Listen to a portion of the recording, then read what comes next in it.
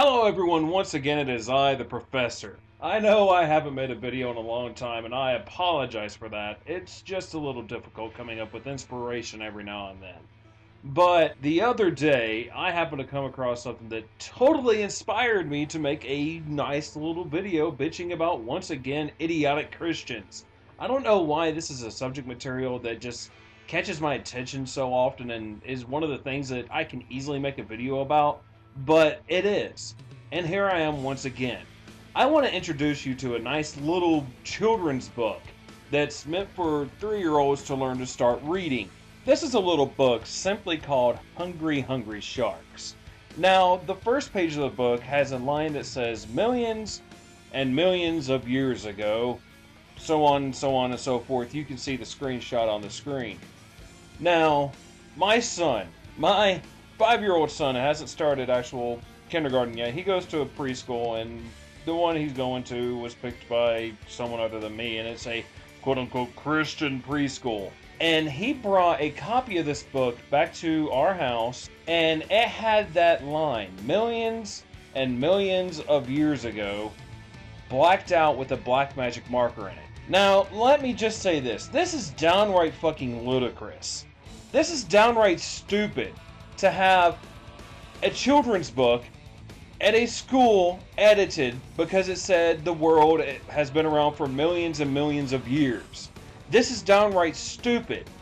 I understand that the whole idea of the world being around that long and the whole idea of the development of the world as given by science and the theories done by scientists out there who've used carbon dating and other items to determine the age of the earth doesn't fit into the idea of Christianity, but that doesn't mean that we have to completely and totally blacklist it. And this is quite literally blacklisting something at a school. It's really pathetic. To the people who run this school, the people who have checked out this book before, or whoever decided to black this out, really think kids are not going to go to school and start going through science classes and learning that the world has been around for millions and millions of years, learn about carbon dating, learn about evolution, learn about all sorts of things, natural selection, survival of the fittest. I'm sorry, there are certain things of that are just simple facts. Survival of the fittest is a very certain fact. If you're not fit to survive, you're gonna die. That's part of nature. But what I really wanted to say about this whole ordeal was this. That I find it really pathetic that a lot of Christians flip this much out over something like this. That they think that just seeing the words that people put into books to teach science, and the whole book, the Hungry Hungry Sharks, is about the science of sharks, about ways different sharks are built, about ways different sharks act, how big they are, the science of them. That so many people are so afraid of certain aspects of science because they think this is going to destroy their children and their Christianity, and it'll probably send them straight to hell because they dared to have it come across their mind that the world could have been around for millions and millions of years. And it's really pathetic. And the saddest part of it all, is by the Bible, you cannot prove that the world has not been around for millions and millions of years. Now, here's the thing. People are going to come back and say, a bunch of Christians, any Christians who watch this would easily come back and say, well, the Bible says that the Lord created the world on the first day, and he did it throughout an entirety of 7 days. On the 6th day, he made Adam out of the dust of the earth, and on the 7th day, he rested. And that's the creation of the world. And the world has only been around for so many years because that's how it is, and that's what the Bible says. Here's the fun part of this. Go read Genesis again. Go read Genesis again. Never once does it tell you how many years Adam stayed in the Garden of Eden before God made Eve. And even then, it doesn't say how many years passed between Eve being created and the fall of man by eating the fruit. It never tells you how many years lasted between those two. And another fun part is that the Bible also says there was no death in the Garden of Eden. There was no death in the Garden of Eden. So by the lack of evidence in the Bible and the origin stories of the world and humanity, I can easily come back and say that the world is very possibly millions and millions of years old because at the beginning of time, people didn't fucking die. Adam and Eve didn't die. They could have lived for millions of years going by the Bible. Never aging, never growing old, never getting sick. There was nothing there to say that the world has not been around for millions of years.